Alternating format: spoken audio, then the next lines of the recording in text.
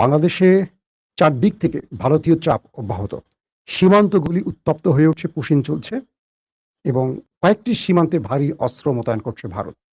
ভারত এই সরকারকে টালমাটাল করার নানান রকম ফায়দা নিচ্ছে। যখন এই সরকারের প্রথম যাত্রা চীনে হলো, তখন ভারতের ঘুম হারাম হয়ে গেল।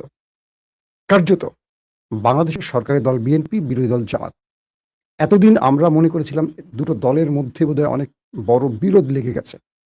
কিন্তু ভারতীয় কিছু গণমাধ্যম দাবি করেছে দুটো দল পরিকল্পিত গোপনে প্রেম করছে, সামনে দেখাচ্ছে এক, ভেতরে আরেক। এবং আমরা কি দেখছি সেই বিষয়গুলো, জামাত বিএনপির গোপন প্রেমের অনেক আদ্যপান্ত জানাবো আজকের ভিডিওতে। প্রথমে আমি বিদেশের খবর দিয়ে বাংলাদেশের খবরে চলে যাব। যারা বাংলাদেশের খবর দেখতে চান তারা একটু কষ্ট করে ওয়েট করবেন। চেষ্টা করবো এখন থেকে বাংলাদেশের খবর প্রতিদিন আপনাদের জানাবার জন্য। অনেকে আমাকে কমেন্ট করে বলেন যে ভাই বাংলাদেশের খবর দেন না কেন।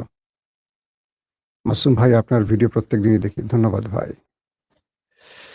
আসসালামু আলাইকুম, কেমন আছেন মাসুম ভাই? আমি মুর্শিদাবাদ থেকে বলছি। আমি অনেক আগে থেকে আপনার ভিডিও দেখি। জি, মামুন ভাই, মামুন খান, ধন্যবাদ আপনাকে, মুর্শিদাবাদের ভাই।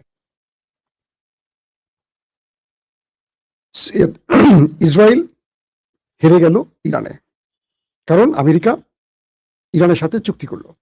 এই চুক্তিটি বাধা দেবার যত রকম চেষ্টা, ফলস ফ্ল্যাগ অপারেশন সব করলো ইসরায়েল। কিন্তু আমেরিকা ইসরায়েলকে এই যাত্রায় পাত্তা দিল না, কারণ আমেরিকা, ট্রাম্প তার রাজনীতির শেষ প্রান্তে এসে দাঁড়িয়েছেন। মধ্যবর্তী নির্বাচনে হেরে যেতে পারেন শঙ্কায় ইরানের সাথে একটা মুচলেখা সাইন করলেন, যার নাম শান্তি চুক্তি।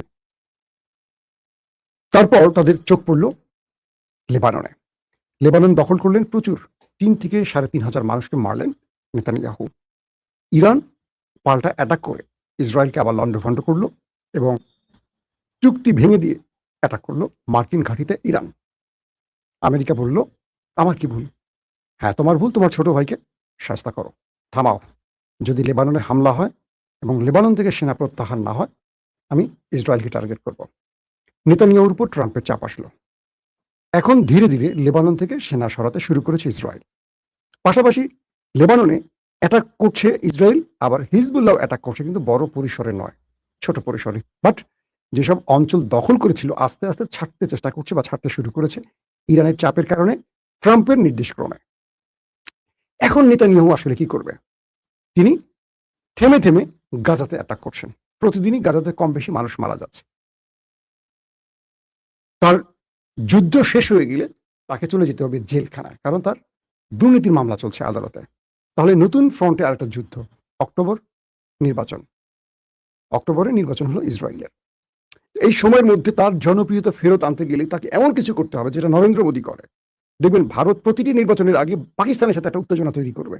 কখনো পুলওয়ামা, কখনো পেহেলগাঁও, কখনো কাশ্মীর, কখনো এটা, কখনো ওইটা। মানে এই দলগুলো তার দেশের মানুষকে বোকাচোদা ভাবে। ডট ডট ডট শব্দটা বলে ফেললাম।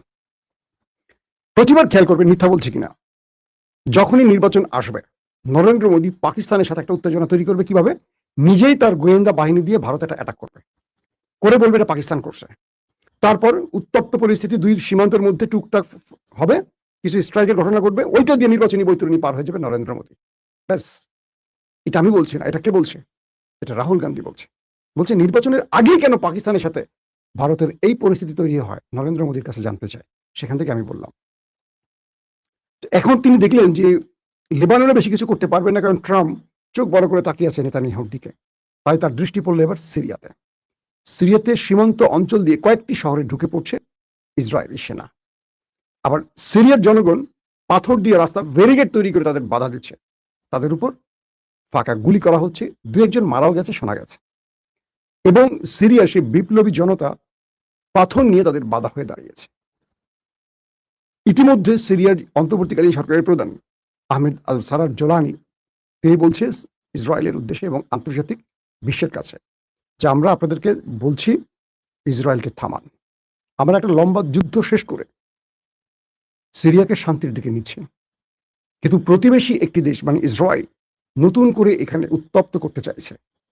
আমরা নতুন রক্তপাত চাই না, তবে তাদের স্মরণ করে দিতে চাই যে সিরিয়ানরা বাশার আল আসাদের পতন ঘটিয়েছে, আরো যেসব দানবদের পতন ঘটিয়েছে তারা ঘরে ফিরে যায়নি, তারা জাগ্রত আছে। আমরা চাই না নতুন করে এই অঞ্চলে আবার লড়াই শুরু হোক। যদি লড়াই করতে হয় তবে লড়াইটা আমরা শেষ পর্যন্ত করব। আহমেদ আল সারার কথা। ইসরায়েল কেন সিরিয়া নজর দিয়েছে? সিরিয়া এখন পুনর্গঠনের কাজ চলছে। সিরিয়ার সাথে বা সিরিয়ার ভেতরে সবচেয়ে বড় পাওয়ারফুল যেই দেশটি এখন তার নাম হলো ইসরায়েল নয়, তার নাম হলো তুরস্ক। তুরস্ক এই দেশটি স্বাধীনতা এনে দিয়েছে বিশ্ব শক্তির সাথে লড়াই করে। তুরস্কের সাথে ট্রাম্প সরকারের যথেষ্ট ভালো সম্পর্ক। মনে রাখবেন, ভ্লাদিমির পুতিন এবং এরদোয়ানকে ট্রাম্প বন্ধু সম্বোধন করেন। যত বিরোধ হোক রাশিয়ার সাথে, তাদের মধ্যে একটি যোগাযোগ আছে, থাকে। যেমন আমি দুটো তথ্য দিই। নেতানিয়াহু ট্রাম্পকে ফোন করে বললেন যে এরদোয়ান সিরিয়া দিয়ে ইসরায়েল দখলে আসতে পারে, কিছু অঞ্চল আমাকে দিতে হবে। মিস্টার ট্রাম্প, আপনি এরদোয়ানকে কন্ট্রোল করেন, এরদোয়ান আমার দিকে এগিয়ে আসছে। ট্রাম্প বলছেন, আমি আমার লাইভে বলেছিলাম একদিন বোধহয়, নেতানিয়াহু তুমি ট্রাম্পের এরদোয়ানের দিকে নজর দিও না। সে প্রতিটি ফ্রন্টে যুদ্ধে বিজয় লাভ করেছে। সে একজন ডাকসাইটে বর্ষিয়ান রাজনৈতিক নেতা এবং আমার বন্ধু মানুষ। তার ব্যাপারে সংযত থাকো। পুতিনকে ফোন করেছেন মিস্টার নেতানিয়াহু যে আপনি সিরিয়া ছেড়ে যাবেন না। মিস্টার পুতিন, আপনি চলে গেলে পুরো সিরিয়া কবজা করে তুরস্ক ইসরায়েলে ঢুকে পড়বে। পুতিন বললেন নেতানিয়াহুকে, মিস্টার নেতানিয়াহু, এরদোয়ান এমন মাপের একজন নেতা যাকে টক্কর দিতে হলে আপনাকে আরো অনেক দূর যেতে হবে। এই মুহূর্তে তার সাথে টক্কর দেওয়ার যোগ্যতা অনেকেরই নেই। এবং সিরিয়াতে রাশিয়া থাকবে কি থাকবে না সেটা এরদোয়ানের উপরে নির্ভর করে, আমার ইচ্ছার উপর নয়। অতএব তার ব্যাপারে নাক গলাবেন না, তাহলে সেটা ভালো হবে না। ব্লাব ব্লাব টাইপের একটু আগের কথা ভুলে গেছি, কিছু শব্দের একারোকার হতে পারে। অর্থাৎ দুই বিশ্ব নেতা এরদোয়ান সম্পর্কে তার মূল্যায়নটা দিলেন নেতানিয়াহুকে। তো সেই নেতানিয়াহু এবার সিরিয়া নজর দিচ্ছেন, যেখানে এরদোয়ান দাঁড়িয়ে আছেন পাহারায়। এরদোয়ান তার জাতিকে আজকে বললেন, আপনারা প্রস্তুত নেন লিবিয়া রক্ষায়, আপনারা প্রস্তুতি নেন সিরিয়া রক্ষায়, আপনারা প্রস্তুতি নেন ফিলিস্তিন রক্ষায়, যেভাবে ওসমানীরা বিশ্ব মুসলিমকে রক্ষা করেছে। পৃথিবীর নির্যাতিত সকল মুসলমান আপনাদের দিকে তাকিয়ে আছে। আপনাদের ওইসব দখলদারদের বিরুদ্ধে, শিশু খুনিদের, যারা শিশুদের হত্যা করে গাজাতে, তাদের বিরুদ্ধে আমাদের প্রস্তুতি নিতে হবে। এরদোয়ানের এই বক্তব্যগুলি স্পষ্ট হয়ে যাচ্ছে তুরস্ক একটা বড় পরিকল্পনার দিকে যাচ্ছে। কারণ তুরস্কের মধ্যে হিউজ ইসরায়েল প্রেমী আছে। তুরস্কের মধ্যে কিন্তু আমাদের দেশের মতো ফিফথ কলাম আছে। ধরেন আমাদের দেশে বামরাম আছে না, যেমন মঞ্জুরুল আলম পান্না, আনিস আলমগীর। মঞ্জুরুল আলম পান্না কিন্তু আমার খুব ঘনিষ্ঠ বন্ধু ছিল, আমরা একসাথে টেলিভিশনে কাজ করেছি, 21 টিভিতে। আওয়ামী লীগ পিরিয়ডে আমি জানতাম সে খুলনা ছাত্রলীগ করতো, কিন্তু তার মধ্যে আমি দলকানা প্রভাবটা দেখিনি। আমি একটু পরে কথাগুলো বলবো, সেদিকে এখন না যাচ্ছি। তো সেই তুরস্ক এখন সিরিয়াকে রক্ষায় দাঁড়িয়ে গেছে ইসরায়েলের সামনে। ইসরায়েলকে সরাসরি হুঁশিয়ারি দিয়েছে এরদোয়ান, বলছে তুমি যেখানে আসছো সেখান থেকে ফিরে যাও, তোমাকে ফিরে যেতে হবে। জোরানি বলেছে তুমি এটাকে লিবিয়া গাজা ভেবো না, তোমাকে ফেরত যেতেই হবে, আমরা আমাদের ভূমিতে তোমাকে থাকতে দেব না। তুমি কয়দিন ঢুকে কয়দিন এখানে থাকতে পারো, পিকনিক করো, ফেরত যেতে হবে তোমাকে। তার মানে এই নতুন করে সিরিয়া নিয়ে ইসরায়েলের যে পরিকল্পনা, এটা খুব ভয়ঙ্কর রূপ নিচ্ছে। দর্শক, এদিকে আর যাবো না, আসেন বাংলাদেশের খবর। অনেকগুলো গুরুত্বপূর্ণ ইস্যু আছে, সেটা আগে বলি। বিএনপির তারেক রহমান ক্ষমতা আসার পর ভারত ক্রমান্বয়ে এই সরকারের উপর চাপ তৈরি করছে, কারণ তাদের প্রিয় নেত্রী শেখ হাসিনা বাংলাদেশে নেই। প্রথমে তারা মনে করেছিল তারেক রহমানকে দিয়ে কিছু কাজ করিয়ে নেবে, কিন্তু তারেক রহমান যখন পাকিস্তান এবং চীনের সাথে সম্পর্ক বৃদ্ধিতে নজর দিচ্ছে, তখনই ভারতের ঘুম নষ্ট হয়ে গেছে বা তাদের স্বপ্ন ভঙ্গ হয়েছে। আমরা দেখছি অব্যাহতভাবে বাংলাদেশের ফিফথ কলাম অ্যাক্টিভ কাজ করছে। যখন চীন সফর করলেন তারেক রহমান, তখন আমাদের দেশের ভেতর থেকে প্রথম আলো গ্রুপের যে চামচারা, প্রথম আলো এখন কোন পজিশনে আছে সেটা আমরা এখন বলবো না, অনেকে মাঠে নেমে গেছে। হঠাৎ করে ইস্যু আসলো, তুরাগে অনেক আওয়ামী লীগ ছাত্রলীগের লাশ পাওয়া গেল। একটা লাশ আমরা চোখে দেখিনি, গণমাধ্যম কর্মীরা। মঞ্জুরুল আলম পান্না, আনিস আলমগীরদের মতো অনেকে এটাকে গুজবটাকে আরো প্রকাশ্যে আনছে। সরকারকে বলবো দ্রুত তাদের ব্যবস্থা নেন। মঞ্জুরুল আলম পান্নার ফেসবুক পোস্টগুলো আমি দেখি আর অবাক হই। তিনি বিশ্বাসঘাতক মির্জাফর ইউনুসকে বলছেন। ইউনুস কি করেছে? ইউনুসের সময়টাকে একবার চিন্তা করেন। একটা ক্রুশিয়াল টাইমে তিনি ক্ষমতায় বসলেন এবং মানুষকে স্বস্তি দিয়েছিলেন, কিন্তু 15.5 বছরে মানুষের নাভিশ্বাস তুলে দিয়েছিল শেখ হাসিনা। তখন এই পান্নার একটা কথা বলে না, কখনো তার কোন বক্তব্যে, তার টেলিভিশন ইন্টারভিউতে, টক শোতে বা ফেসবুকে শেখ হাসিনাকে ফ্যাসিস্ট স্বৈরাচার শব্দটি বলতে শুনি না। কিন্তু তিনি আবার ঘুরিয়ে পেয়েছে বলে আমি জুলাইয়ের পক্ষে, আমি জুলাইয়ের পক্ষে। এসব নাদান, এসব কি বলবো, বলদামার্কা, কি বলবো, রাজনৈতিক অনভিজ্ঞ লোকগুলোকে নিয়ে আমাদের টেলিভিশন আবার দাওয়াত করে। কারণ আওয়ামী লীগের লোক পাচ্ছেন, এখন তাদেরকে ডাকছে। তারা মনে করছে তারা 1-1.5 মাস জেল টেল খেটেছেন, আওয়ামী লীগ আসলে তারা মন্ত্রী এমপি হয়ে যাবেন, ওই লোভে আছে। না, সম্ভব না, হতে পারবেন না। শেখ হাসিনা বাংলাদেশের রাজনীতি করবে, আপনারা মন্ত্রী হবে সেই আশা থাকেন, আমরা আপনাদের জন্য দোয়া করি। কিন্তু আমার বন্ধু মানুষ হিসেবে আমি পান্নাকে বলবো, আপনাকে আমি খুব ভদ্র মানুষ হিসেবে জানি। আমার টেলিভিশনের কলিগদের মধ্যে আপনি একজন ভদ্রলোক ছিলেন, আপনার প্রতি আমার ভালোবাসা আছে। কিন্তু একটা অবাক লাগে, দেশের আগে একটা দলকে আপনি গুরুত্ব দিচ্ছেন কেন? আপনি ৭১ নিয়ে অনেক বেশি কথা বলেন, একটু কমান। ৭১-এর নাম করে আর সুবিধা নেওয়ার চেষ্টা করে না, দেশটাকে বিভাজিত করে ফেলেছেন। এখন দেশ গড়ার টাইম, এখন দেশটা গড়তে হবে। শুধু ৭১ দিয়ে বিভাজন তৈরি করে না, ৭১ দিয়ে দেশটা গড়তে হবে, সেদিকে আসে। সীমান্তে চরম আকারে উত্তেজনা তৈরি করছে, কয়েকটি সীমান্তে ভারী অস্ত্র মোতায়েন করছে ভারতীয় সেনারা, উশিনের চেষ্টা চলছে। দুদিন পর পর দেখছি বিএসএফ বিজিবির মধ্যে লড়াই চলছে। বিজিবির পাশে দাঁড়িয়েছে, মানে আমাদের বড়াগাড়ের পাশে দাঁড়িয়েছে আমাদের জনতা। প্রত্যেকটি জায়গায় আমাদের বিজিবি সদস্যরা দেশপ্রেমে উদ্বুদ্ধ হয়ে তারা একটি বড় রাষ্ট্রকে বারবার সামনে গিয়ে বাধার দেয়াল তুলে দিচ্ছে, তাদেরকে পাল্টা হুমকি দিচ্ছে, তাদের থ্রেটের জবাব দিচ্ছে। গত 15.5 বছর এই দৃশ্যগুলো আমরা দেখিনি।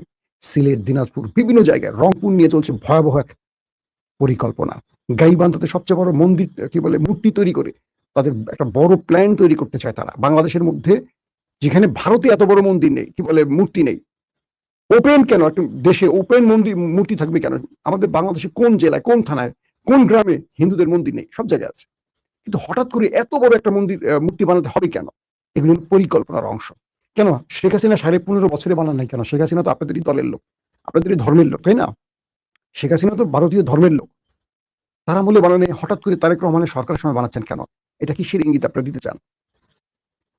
আপনারা বড় রাষ্ট্র, আমরা ছোট রাষ্ট্র, সেজন্য অহংকার বেশি। শুভেন্দ্র, হেমন্ত, আসাম এবং পশ্চিমবঙ্গের দুই, কি বলবো, কালপ্রিট মুখ্যমন্ত্রীকে বলছি।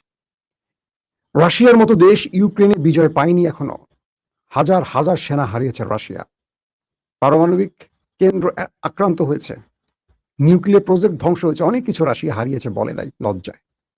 বাংলাদেশকে টাচ করার আগে চিন্তা করবেন, বাংলাদেশ একা না। এটা শেখ হাসিনা সরকার না, এটা তারেক রহমান সরকার। সো বুঝে শুনে আগাবেন। বাংলাদেশ আপনাদেরকে তোয়াক্কা করে না, ঘোড়ার আন্ডা দিয়েও তোয়াক্কা করে না, আপনার যে সেই হন না কেন। বাংলাদেশ তার বিজয়টা পেয়েছিল লড়াইয়ের মধ্য দিয়ে, এবং ভারত যে তৈরি হয়েছে সেখানেও বাংলাদেশের অবদান আছে। তখন হয়তো আমরা বাংলাদেশ ছিলাম না, কিন্তু ব্রিটিশ বিরোধী আন্দোলনে এই দেশের ভূমিকা অনেক ছিল, এবং মুসলিমদের অবদান সবচেয়ে বেশি ছিল, হিন্দুদের চেয়েও বেশি। আজকে যে ভারত আপনারা স্বপ্ন দেখছেন, এবং মুসলমানদেরকে ধরে ধরে প্রায় 2 মিলিয়ন 20 লক্ষ মুসলমানকে তারা তালিকা করে বাংলাদেশে ফেরত পাঠাতে চায়। চিন্তা করতে পারেন, এই দেশটা যারা স্বাধীন করেছে তাদেরকে তাড়িয়ে দেবে? এইটা কেমন ধর্ম? সনাতনী ধর্মের নাকি শান্তির ধর্ম? আমরা জানি, পড়েছি বই পুস্তকে। আমাদের এখন প্রশ্ন করতে ইচ্ছে করে না, এটা কেমন শান্তির ধর্ম? শুভেন্দ্রের মতো, নরেন্দ্রের মতো, অমিত শাহের মতো উগ্র ব্যক্তিরা রাষ্ট্র পরিচালনা করছে, অবাক লাগে না? তারা আবার ইসলামকে ধর্মান্ধ বলে, জঙ্গি বলে, সন্ত্রাসী বলে। তাহলে ওদেরকে দেখলে কি বলতে হবে বলেন? আসেন, যে গল্পের জন্য বসে আছেন, নরেন্দ্র মোদী এতদিন বোঝার চেষ্টা করছিলেন, বা আওয়ামী লীগ অপেক্ষা ছিল, মঞ্জুরুল আলম পান্নারা, আনিস আলমগীর অপেক্ষা ছিল জামাত আর বিএনপির মধ্যে বিরোধ তৈরি হোক। দেখবেন এই লোকগুলি বিএনপিকে খোঁচায় না, জামাত আর ইউনূসকে খোঁচায়। তারা মনে, যাতে বিএনপি বুঝতে পারে এই লোকগুলি আমাদের লোক। দেখবেন চ্যানেল ওয়ানে সব বেছে বেছে আওয়ামী লীগগুলোকে আবার নিয়োগ দিয়েছে আমাদের প্রিয় মামুন ভাই, মানে গিয়াসুদ্দিন আল মামুন ভাই। খুব ভালো মানুষ, উনি আমাকে খুব ভালোবাসেন, পছন্দ করেন, কারণ আমি একসময় কাজ করতাম তার টেলিভিশনে। তিনি খুবই যোগ্য একজন মানুষ, আমি জানি না কেন এটা হলো। তো মজার বিষয়টা হলো কি, বিএনপি এবং জামাত, তারা একটা মানে সরকার, একটা বিরোধী দল দেখানোর জন্য তাদের সোশ্যাল মিডিয়া অনেক ফাটাফাটি আছে। আর বিএনপি এর জামাতের কিছু লোক আছে, তারা এটাকে সিরিয়াস করে নিয়ে খুব লাফালাফি করে, কিন্তু ভেতরে একটা আন্ডারস্ট্যান্ডিং আছে। ধরো আমি ছোট একটা উদাহরণ দেই, আমাকে একজন বিশেষ লোক বলছে, ইসলামী ব্যাংক নিয়ে যখন আন্দোলন চলছে, তো জামাতের আমির তারেক রহমানের সাথে কথা বলছেন, একটা বিশেষ সূত্রের খবর, আমি কনফার্ম তথ্যটা দিচ্ছি না, আমার একটা বিশেষ সূত্র বলছেন, কতটুকু সত্য মিথ্যা আমি জানি না। তারেক রহমান বলছি একটু আন্দোলনটা বাড়ান, আমার উপর অনেক চাপ আছে, বুঝতে পারছেন? জামাত একটু আন্দোলন বাড়ায় দিচ্ছে, ওই ব্যক্তিকে সরাই দেওয়া হয়েছে। এই যে এটাকে বলে গোপন প্রেম।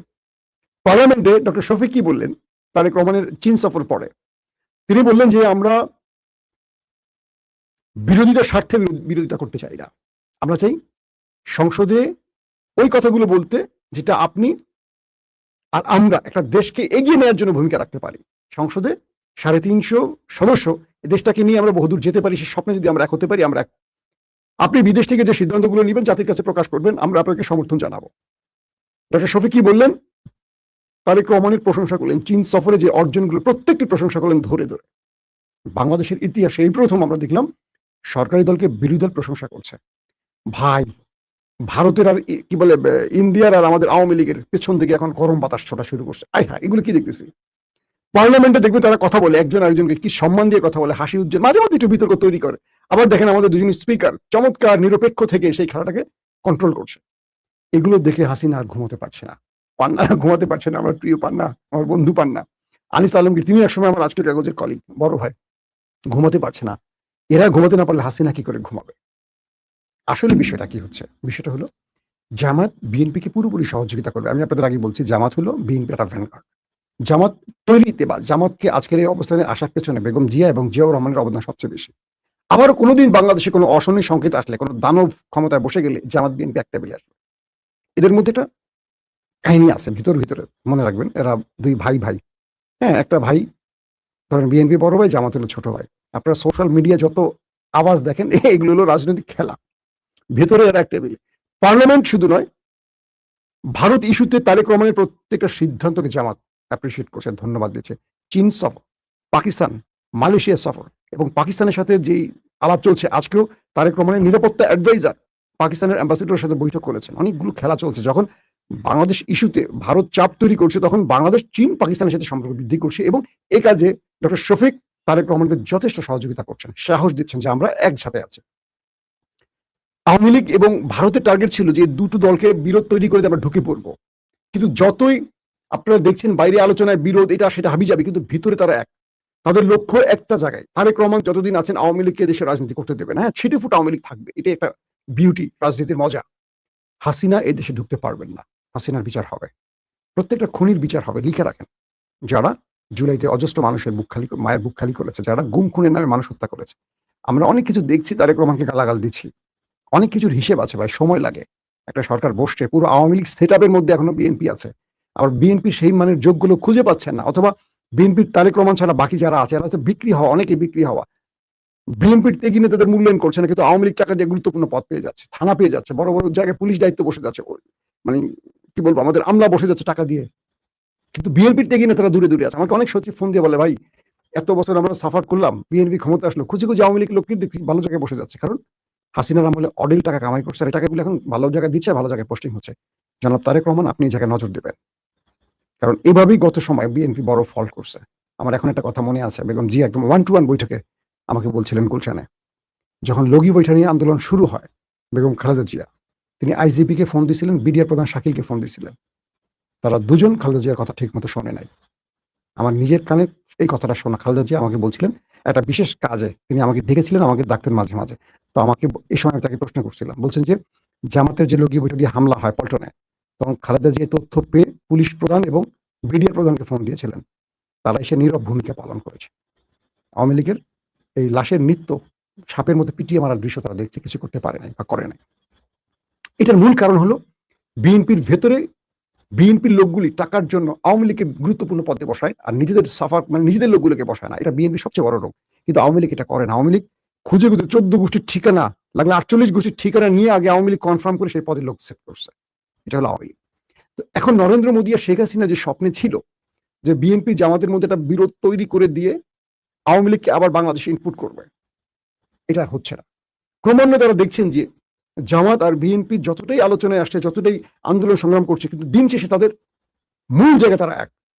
ডক্টর শফিক জামাতকে বলে বিএনপিকে বলেছে যে দেশ রক্ষায় বিএনপিকে বলছে আমরা আপনার পাশে আছি, দেশ বিরোধী কোনো সিদ্ধান্ত আপনি নিলে আমরা আপনার বিরুদ্ধে দাঁড়াবো, কিন্তু যেটা দেশের পক্ষে, তার জন্য সরকারকে টিকিয়ে রাখার জন্য, বিরোধী দল বলছে এই সরকারকে টিকিয়ে রাখার জন্য যা করা লাগে আমরা করবো। আমরা এই সরকারের প্রত্যেকটা ভালো সিদ্ধান্তের সঙ্গে আছি, আমরা পূর্বের কোনো বিরোধী দল নই। এটা আমাদের স্পিকারও বলছেন যে এমন বিরোধী দল এই প্রথম বাংলাদেশে দেখা গেছে। তার মানে নরেন্দ্র মোদী পুরোপুরি হতাশ। প্রথমত চীন সফরে হতাশ, বাংলাদেশের সাথে পাকিস্তানের ভিতরগত প্রকাশ্যে যে সম্পর্ক চলছে, আসা যাওয়া চলছে, দুই দেশের সেনাবাহিনীর মধ্যে আসা যাওয়া চলছে, পুরোপুরি হতাশ ভারত। এবং সীমান্ত উত্তেজনা বাড়াচ্ছে, দুই দিক থেকে পুশিনের মাত্রা বাড়াচ্ছে। আবার বিজিবি বিএসএফ কে যেভাবে ট্র্যাকেল করছে, পা ধরে ক্ষমা চাচ্ছে, টেনে হিস্ট্রি নিয়ে যাচ্ছে, ঘটনা দেখছেন আপনার ভিডিওতে, এগুলো তারা হতাশ হচ্ছে। এখন তারা নতুন করে হিন্দু কার্ড খেলতে চায়।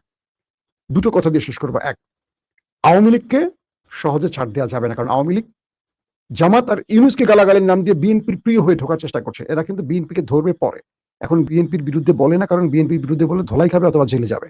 কিন্তু এদের উদ্দেশ্য হাসিনাকে নতুন করে বাংলাদেশে নামানো, number one. Number two, Hindu card খেলছে চৈতালি অ্যাডভোকেট, মূর্খ চৈতালিদের মতো কিছু ব্যক্তিরা, এরা সব শেখ হাসিনার লোক, সোশ্যাল মিডিয়া প্রমাণ পেয়েছেন। এদেরকে নামাচ্ছে, এদেরকে কিছু করলে ভারত হিন্দু উপর নির্যাতন ইস্যুতে কিছু একটা করতে চাইবে, কিন্তু পুরো ভারতবর্ষে মুসলমানদের উপর যে নির্যাতন চলছে এটা নিয়ে নরেন্দ্র মোদী দল একদম চুপ। সংখ্যালঘু নির্যাতন কোথায় হয়? ভারতে না বাংলাদেশে? ভারতে।